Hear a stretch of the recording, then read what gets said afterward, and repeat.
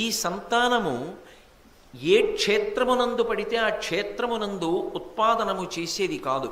అది ధర్మబద్ధమై ఉండాలి. కామము ధర్మము చేత ముడిపడితే లభించేటటువంటి అర్థం ఏది ఉన్నదో అది ఉద్ధరణకు హేతు అవుతుంది. ఉదాహరణకు ఓ కొడుకు లేడనుకోండి, వచ్చిన నష్టం లేదు. కూతురు గడుపున కొడుకు పుడితే కొడుకు పుట్టినట్టే. కాబట్టి ఏమవుతుంది అంటే ధర్మమునకు కామము ముడిపడాలి, ఆకర్షణ నిలబడాలి. అందుకొరకు ఆకర్షణ అన్నది లోకంలో భగవంతుడు సృజించాడు. ఈ ఆకర్షణ ధర్మబద్ధమై పరిమితం అవ్వాలి. అంతేకాని ఇది విశృంఖలత్వాన్ని పొందిందనుకోండి, ఎవరి మనస్సుని వాళ్ళు పరిశీలించుకోవాలి. నా ఆకర్షణ ఎక్కడికి పరిమితము కావాలి? నా ధర్మపత్ని వరకు. అది దాటి ఆకర్షణ పొందకూడదు. అలా పొందితే ప్రమాదము వైపుకి వెళ్ళిపోతున్నానని గుర్తు. అది ఎవరికి వారు పరిశీలించుకోవలసినటువంటి విషయం. అందుకే ధర్మము గాడి తప్పిపోతే కొన్ని చోట్ల ఏమవుతుందంటే అది భయంకరమైనటువంటి ఫలితాన్ని ఇస్తుంది. అలా ఫలితాన్ని ఇవ్వాలనుకోండి, శరీరం ఉండాలి కదా దాన్ని అనుభవించడానికి. ఒక గొప్ప దుఃఖాన్ని అనుభవించాలనుకోండి, శరీరం ఉండాలి కదా.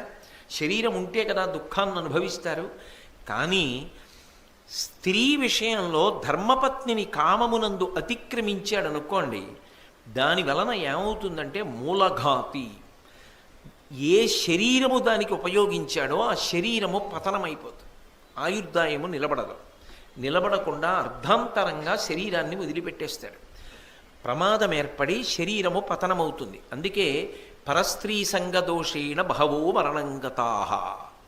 పరస్త్రీ సంగము చేత ఎందరో తమ శరీరములను పతనం చేసుకున్నారు, ఆయుర్దాయాన్ని కోల్పోయారు.